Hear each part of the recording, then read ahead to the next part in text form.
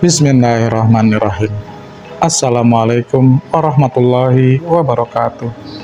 Halo teman-teman, jumpa lagi di channel Ojawati. Terima kasih kepada teman-teman yang telah mendengarkan dan telah mensupport channel ini, agar channel ini makin berkembang dan bisa diterima oleh khalayak yang lebih ramai.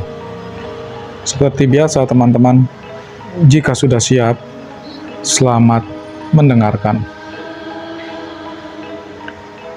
Sayup-sayup Yani mendengarkan langkah kaki dan endusan anjing pelacak. Lalu suara perintah menghentikan langkah kaki tepat di atasnya. Dari suaranya pasti laki-laki berwibawa itu mempunyai pangkat yang lebih tinggi dibandingkan lainnya. Gali tempat ini, hati-hati, jangan sampai kena cangkul jasadnya. Perintah Pak Jeremy kepada anak buahnya. Siap, Pak. Suara cangkul mulai terdengar, semakin jelas dan berhenti tepat setelah menyenggol tangan Yani yang kaku. Tangan-tangan kasar mulai membersihkan tanah yang menempel di tubuhnya yang mulai membengkak. Aroma parfum mewah yang biasa tercium dari tubuh sintalnya, kini berbau busuk membuat perut mual. Mbak Yani, itu betul kakak saya, Pak. Siapa yang tega melakukan ini? Biadab! Teriak Shirley, adik perempuannya yang menangis histeris. Netranya tak lepas memandang tubuh Yani yang dievakuasi. Kantong mayat sudah siap membungkusnya. Selanjutnya, jasad mantan biduan itu dibawa ke ambulan dan meluncur menuju RSUD untuk diotopsi. Shirley melajukan sepeda motornya mengikuti mobil yang membawa jasad Yani. Dia sedih karena kakak perempuan yang selama ini membiayai sekolah sampai kuliah telah meregang nyawa di tangan manusia biadab yang belum diketahui identitasnya. Semoga polisi cepat menemukan pembunuh berdarah dingin itu. Dari hasil otopsi, kematian Yani disebabkan oleh benda tumpul yang memecahkan batok kepalanya. Jasadnya ditemukan di antara pohon sengon. Sebelah sepatunya tertinggal di pinggir jalan, sehingga anjing pelacak bisa menemukannya dalam gundukan tanah. Sore ini mayat Yani akan dikubur secara layak. Tak ada saudara yang takziah, karena Yani dan Shirley sudah tidak punya orang tua. Hanya beberapa teman dekat mereka yang setia menemani di rumah mungilnya. Apa ada titik terang dari Pak Jeremy? Siapa yang membunuh kakakmu? Tanya Marwah sahabat Shirley. Belum, Mar. Aku tak habis pikir siapa yang tega membunuh Mbak Yani, ucap Shirley dengan wajah sedih. Sementara itu, arwah Yani yang masih tak percaya jika dirinya sudah berada dalam lain, terlihat menangis meratapi kematiannya yang tragis. Masih lekat diingatannya bagaimana Anton memukul kepalanya dengan balok kayu yang sudah disiapkannya. Kekasih yang selama ini terlihat seperti malaikat pelindung, tiba-tiba berubah menjadi beringas, menjadi Alkojo, pencabut mayat, pencabut nyawa. Anton dibutakan oleh cemburu kepada klien Yani. Sebagai kekasih seorang penyanyi, mestinya Anton mengerti jika sikap Yani pada orang yang mengundangnya bernyanyi hanyalah sebatas kerja. Kebetulan saat itu yang memboking Yani bernyanyi adalah mantan pacarnya semasa SMA. Anton terbakar hatinya ketika Yani diberi hadiah cincin oleh Ardi mantannya. Apalagi Yani mulai menagih uang yang dipinjam oleh Anton. Mas, tolong, aku minta uang yang ada di Mas Anton. Sebentar lagi Shirley sudah mulai penelitian dan magang. Pasti butuh uang yang tidak sedikit. Tabunganku kan dipinjam Mas semua, ucap Yani waktu itu. Anton menyanggupi akan melunasi semua hutangnya kepadanya. Yani memeluk pinggang Anton karena senang mendengar janjinya. Karena itu dia tahu kalau Yani diberi cincin oleh Ardi. Itu cincin baru beli ya? Kok aku nggak tahu? Tanyanya setelah melihat jari Yani. Ini dikasih Ardi, Mas, jawab Yani. Kamu selingkuh sama Ardi? Pasti kamu sudah dirayu oleh dia, tuduh Anton. Akhirnya keduanya adu mulut, bertengkar. setan mulai mengajak Anton menyusun rencana untuk menghabisi kekasihnya itu. Hari kedua tahlilan di rumah Yani, Anton hadir. Alasannya baru pulang dari luar kota. Dengan wajah sedih dia mengucapkan bela sungkawa kepada Shirley. "Maaf dek, aku baru datang. Kenapa tidak telepon mas dari kemarin?" Tanyanya kepada Shirley. "Aku nggak nyimpen nomor mas Anton. Sedangkan handphone Mbak Yeni hilang. Mungkin dibawa pembunuhnya," jawab Shirley. Anton ikut mendoakan Yani malam itu. Di sudut ruangan, arwah Yani memandang penuh dendam kepada Anton. Laki-laki itu pandai sekali bersandiwara.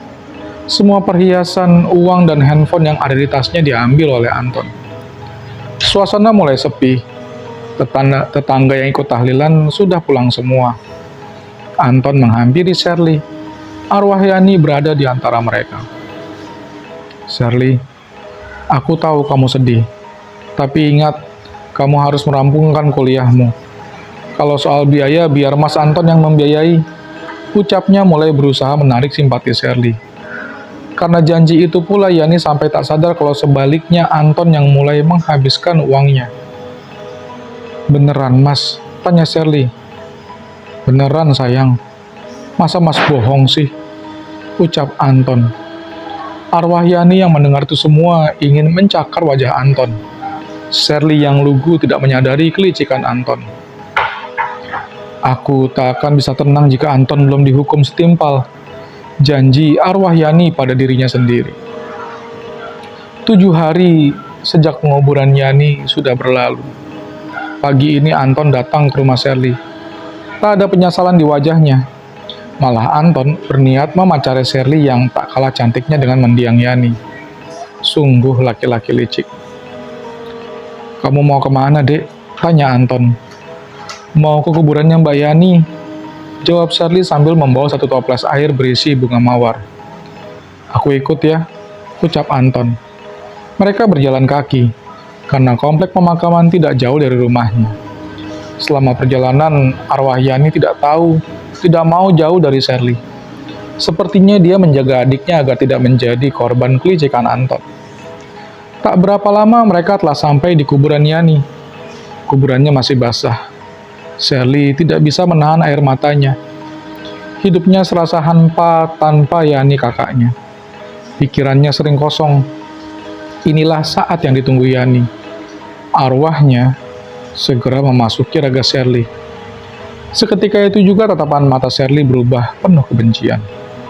Wajahnya memancarkan kebencian dan dendam kepada Anton. "Mas, mengapa kamu tega kepadaku?" tanya arwah Yani dalam tubuh Shirley. "Maksudnya apa, dek?" Anton balik tanya. "Mengapa kau tega bunuh aku?" jerit arwah Yani lagi. Anton baru sadar jika yang ada di hadapannya bukan Shirley lagi, tapi arwah Yani. Dia lari keluar dari komplek pekuburan. Anton ketakutan. Dia tak menyangka jika arwah Yani bisa masuk dalam tubuh adiknya. Jika demikian, pasti rahasianya akan terbongkar. Sementara itu, Pak Jeremy sudah mengantongi nama Anton sebagai orang yang terakhir kali bersama Yani. Kecurigaan tertuju kepadanya. Akankah Anton bisa lepas dari hukum? Rumah Anton didatangi aparat untuk dimintai keterangan. Karena kecurigaan tertuju kepadanya, polisi membawa surat penggeledahan. Tapi mereka tidak menemukan Anton. Kemana dia? Penggeledahan tidak menghasilkan apa-apa karena Anton sudah membuang semua barang bukti ke sungai. Di bus angkutan antar kota terlihat seorang pria dengan masker dan kacamata hitam sulit dikenali. Ya, dia Anton, yang sudah menduga jika dia akan menjadi DPO.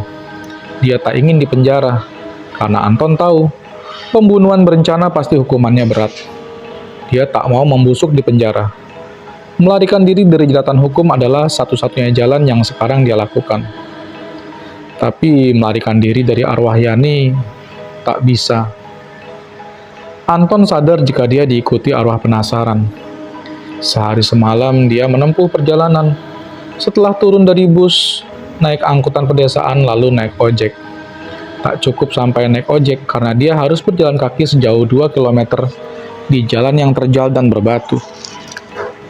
Anton tiba di sebuah rumah yang sangat sederhana. "Assalamualaikum." Anton memberi salam.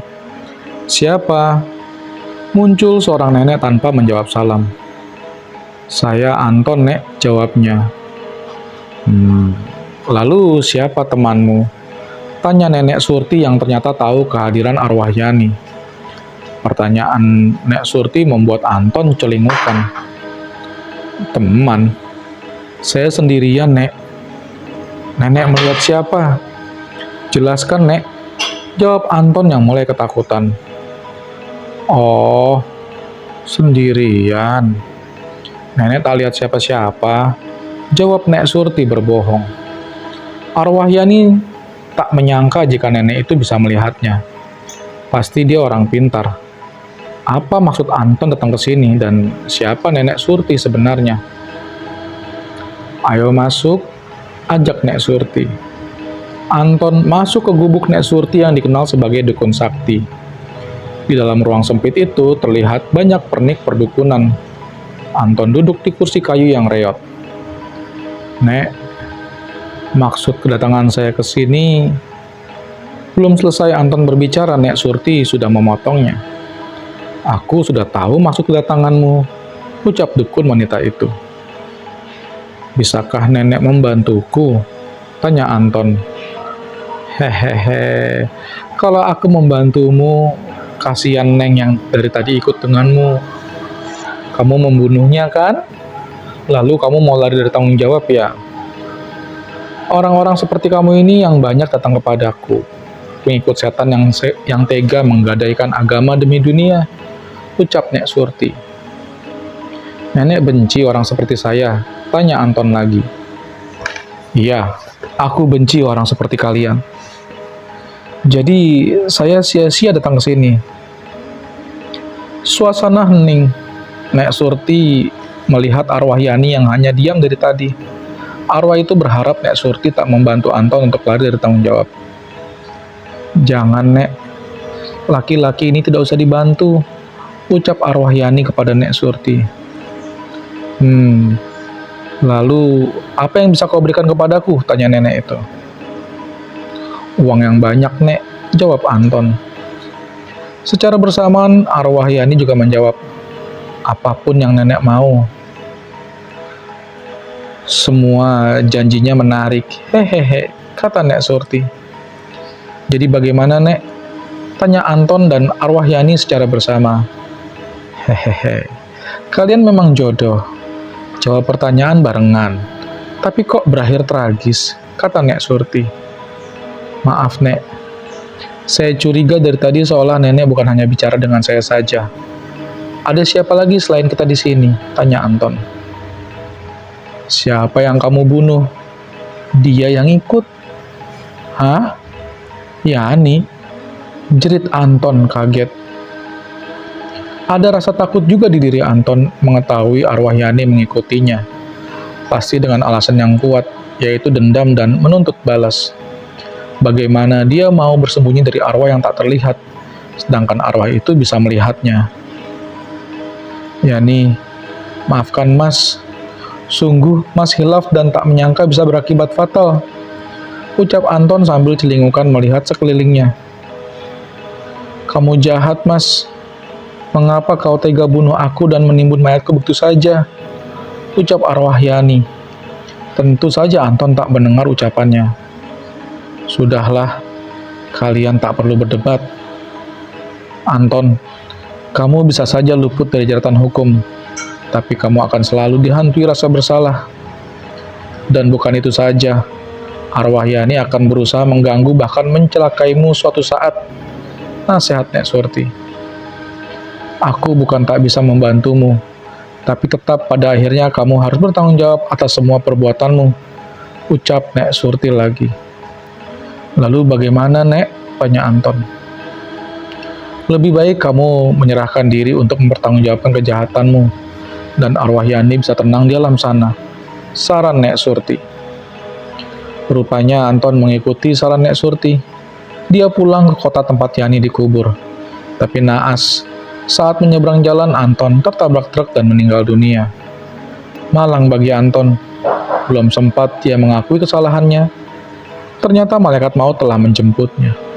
Andai dia telah minta maaf pada Shirley dan mengakui semua perbuatannya, mungkin bisa mengurangi beban dosanya. Karena dosa pada manusia akan tetap dibawa mati sebelum kita minta maaf. Tapi dosa pada Allah, sebesar apapun insya Allah akan diampuni jika kita benar-benar bertobat. Terima kasih teman-teman telah mendengarkan cerita-cerita di channel Ojawadi. Akhir kata, wassalamualaikum warahmatullahi wabarakatuh.